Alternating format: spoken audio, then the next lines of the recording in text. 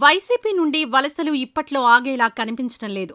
గత ఎన్నికల్లో ఘోర పరాజయం తర్వాత ఒక్కొక్కరుగా ఆ పార్టీని వీడుతున్నారు.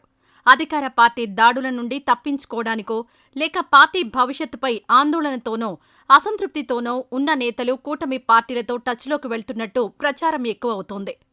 టీడీపీలో కంటే కూడా జనసేన, బీజేపీలో చేరేందుకు చాలా మంది వైసీపీ నేతలు ఆసక్తి కనబరుస్తున్నారు. ఇప్పటికే కొందరు నేతలు జనసేనలో చేరగా బీజేపీ కూడా రంగంలోకి దిగిందని అంటున్నారు. ఏపీలో బీజేపీ ఓటు బ్యాంక్ పెంచుకోవడంతో పాటు ఎప్పటికైనా ఇక్కడ పాగా వేయాలని చూస్తున్న బీజేపీ అధిష్టానం తాజాగా వైసీపీ నేతలపై కన్నువేసింది. వైసీపీని వీడే నేతలు ఇకపై బీజేపీలో చేరేలా చూడాలని రాష్ట్ర పార్టీకి ఆదేశాలు వెళ్లినట్టు తెలుస్తోంది. ఆంధ్ర, రాయలసీమలలో కంటే ఇప్పుడు బీజేపీ చూపు ఉత్తరాంధ్రపైనే ఉంది. అందుకే ఆ ఏరియాలో తమ ఫోకస్ పెంచింది. ముందుగా ఉత్తరాంధ్ర నుంచి బీజేపీ బలం పెంచుకోవాలని, తర్వాత ఆ బలాన్ని మిగతా ప్రాంతాలకు విస్తరించాలని యోచిస్తోంది. ఇప్పటికే విశాఖ డైరీ చైర్మన్ ఆడారి ఆనంద్ కుమార్ను పార్టీలోకి చేర్చుకుంది బీజేపీ. విశాఖ డైరీకి ఉత్తరాంధ్రలోని 3 ఉమ్మడి జిల్లాల్లో బ్రాంచులున్నాయి. లక్షల మంది రైతులు సభ్యులుగా ఉన్నారు. డైరీలో ఆడారి కుటుంబం ఆధిపత్యం 4 దశాబ్దాలుగా సాగుతోంది.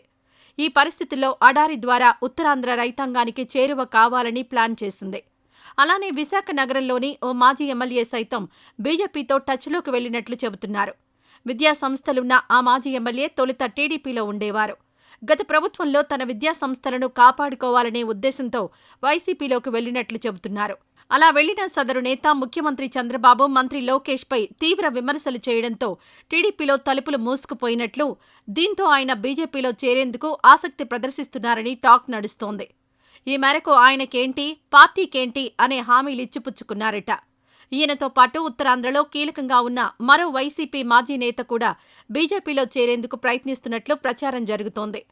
తనను చేర్చుకున్న తర్వాత వైసీపీ నుంచి కీలకమైన నేతలను పార్టీలోకి తీసుకొస్తానని, అందుకుగాను తనకు రాజ్యసభ అవకాశం ఇవ్వాలని ఆయన కోరారట.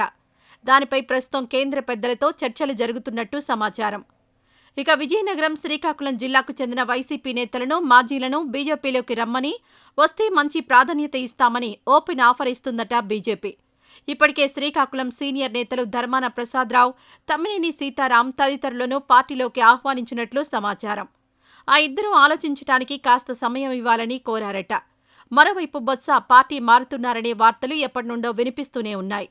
దాంతో ఆయనతో కూడా టచ్లోకి వెళ్లారట బీజేపీ నేతలు. ఇలా ఉత్తరాంధ్రలో వైసీపీకి బలంగా ఉన్న నేతలను, బలమైన క్యాడర్ని తమ పార్టీలోకి చేర్చుకోవడానికి ప్రయత్నాలు చేస్తోందట బీజేపీ.